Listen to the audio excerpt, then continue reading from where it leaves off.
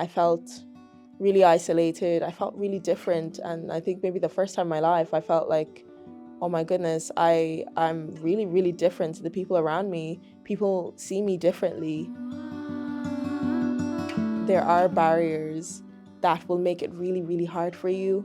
And some days you're going to feel out of place, and some days you're going to feel unsupported, and some days you're going to feel lonely, and some days you'll question, like, why did I ever choose this profession? Maluig is farlam é ní neart go cur le chéile mar tá sé ag calóra agsúlacht. My favorite quote or proverb in Gaeilge is there's no strength without unity. And I really like this quote because it really celebrates diversity and promotes inclusion as well.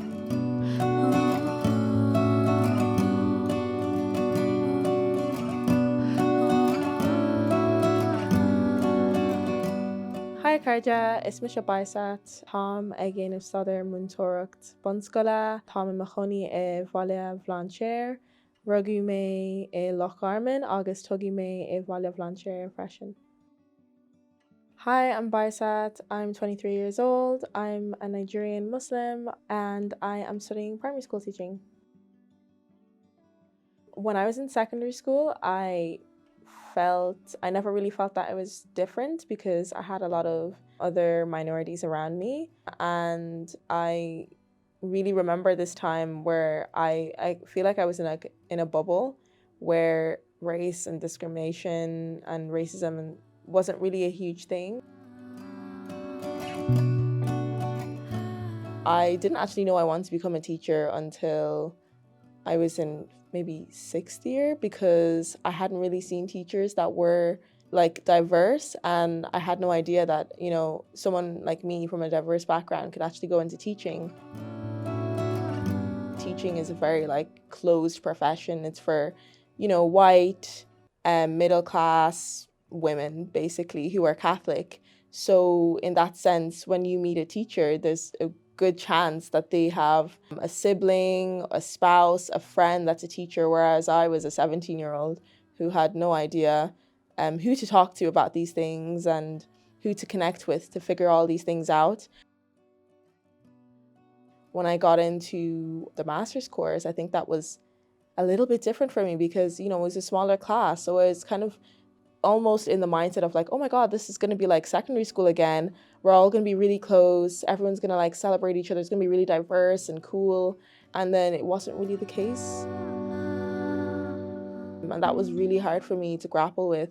I felt really isolated. I felt really different. And I think maybe the first time in my life, I felt like, oh my goodness, I'm really, really different to the people around me. People see me differently. A lot of places do claim to be really diverse, and we're very open to accepting diversity and welcoming diversity. And I always used to think, oh my gosh, that's amazing. They want diverse people. They want representation. This is brilliant. Until I realized that without the equality issues or without inclusion in EDI tackled, that it actually means nothing, that it means that you're thrown into the sea without any floaties or without learning how to swim, whereas everyone else who is not from a diverse background knows how to swim.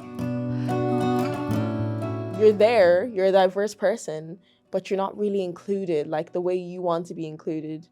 And even when they deal with that, there's not really that support, that understanding that comes from this person has gone through this. I don't understand this, but I want to support them and I want to help them and I want to help them heal from this, because I think a lot of people don't understand that experiencing racism and discrimination it's painful.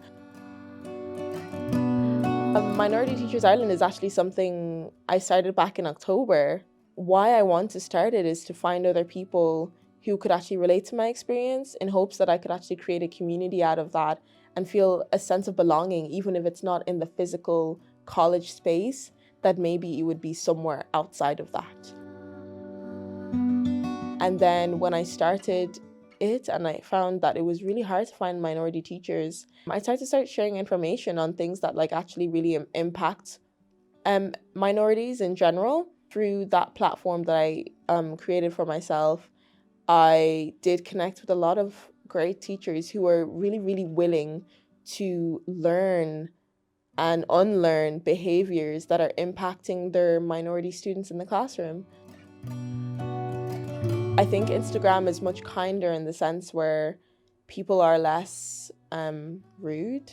Whereas I know with TikTok was really different for me. And actually started at this very start of my degree, just sharing teacher tips and stuff like that. And I found as the more I decided to speak about racism and discrimination, the more people hated it. Like I'd have to turn off comments. I'd receive like DMs talking about like deporting me, or how angry they are that I'm a teacher, and like how terrible it is that I'm working with like white Irish kids and stuff like that.